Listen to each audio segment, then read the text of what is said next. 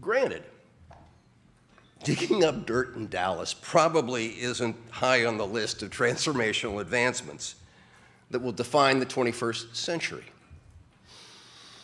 But I want you to think of something. Why don't you replace the heavy machinery with a scalpel so that a world-class surgeon can move from hospital to hospital without leaving her surgical suite? Or how about students sitting in a classroom, taking a virtual tour inside the human body? Now, we've all heard of amazing things, stories like that in the past, but making these kinds of activities possible without a fat cable leading to the virtual reality headset could not be accomplished because of three limiting factors. One, the speed of the wireless connection. We all know the difference in performance of a direct fiber connection compared to a wireless connection. The next generation of wireless must be mobile fiber, 10 to 100 times faster than what we're used to today. Second limiting issue is responsiveness. The surgeon's scalpel needs to be immediately responsive, not a blink later. The technical folks call this latency. It currently averages about 10 milliseconds, or 1/100th of a second. Now, that may sound pretty fast to you and me, but it's a snail's pace in computing. Latency needs to be less than 1 millisecond, less than 1/1000th of a second to provide for real-time interactions. And the third limiting factor is spectrum capacity. Because if you're going to have that kind of high speed and low latency, you have to have the ability for digital information to race down broad chunks of spectrum. That VR example that I gave you was just one example of how the driving force of the 21st century will be powerful processing centralized in the cloud and wirelessly connected to thin clients. Autonomous vehicles will be controlled in the cloud.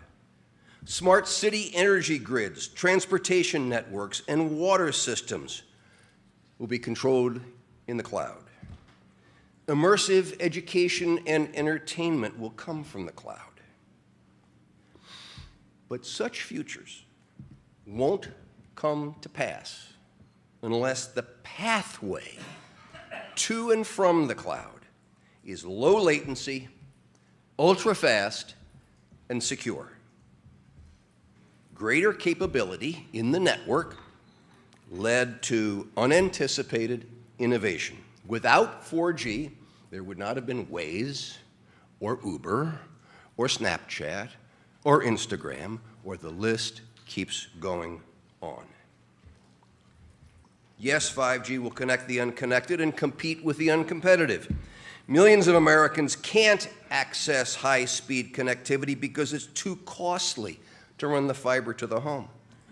Verizon CEO Lowell McAdam has begun speaking lately about using 5G connectivity to expand high-speed broadband service to rural areas. And fiber-fast wireless connectivity will deliver the long-sought goal of competitive high-speed internet access for consumers. But let's stop the imagining for a moment. Here's the key. The interconnected world that we live in today is the result of decisions made a decade ago. The interconnected world of the future will be the result of decisions we must make today. But the main value of 5G will not be found in work share or intellectual property. The main value of 5G, by orders of magnitude, will be in consumption rather than production. It will be in material gains and improvements in the quality of life and economic opportunity. And I would also emphasize that the development of 5G is not anything like an international zero-sum game. Rather, it's a contest in which everyone can win. Our success and that of others redounds to the benefit, literally, of everyone in the world. Now, to make this work, the 5G build-out is going to be very infrastructure intensive, requiring massive deployment of small cells.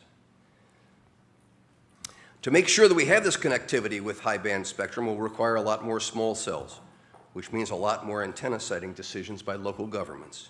That's why it's important that the Commission has strengthened our environmental and historical preservation rules and tightened our shot clock for siting application reviews. America's local governments will play an important role in determining how we fulfill this national priority. In addition, all these small cells need to be connected, so we'll need a lot more backhaul. That's a challenge that we're going to address through our proceeding on business data services, the kind of dedicated access that wireless providers need to connect cell towers and antennas to their networks. These backhaul networks, these backhaul connections, can be as much as 30% of the cost of operating a wireless network. And with the additional sites required to support the use of millimeter wave spectrum, that percentage is likely to increase to as much as 50%. But in many areas, competition in the supply of backhaul remains limited. And that can translate into higher prices for wireless networks and then higher prices for consumers. Lack of competition doesn't just hurt the deployment of wireless networks today.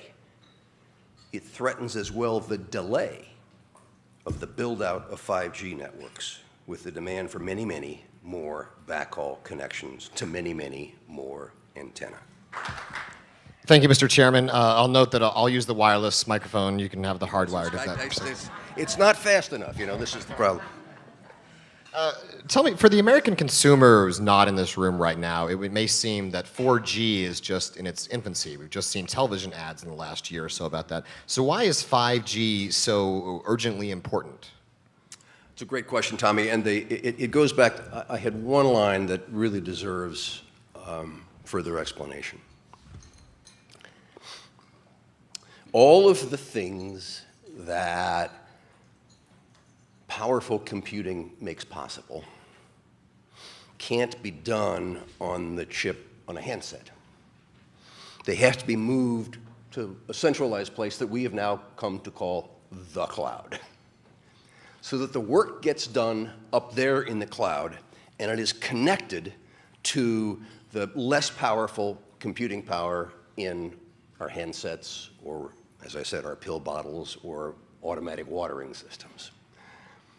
And that connection is what 5G is all about. It has to be fast, it has to be latency free, and it has to be secure. And if we can't move at high speeds between that power and its use, then we will not be able to bring that power into our hands and other places.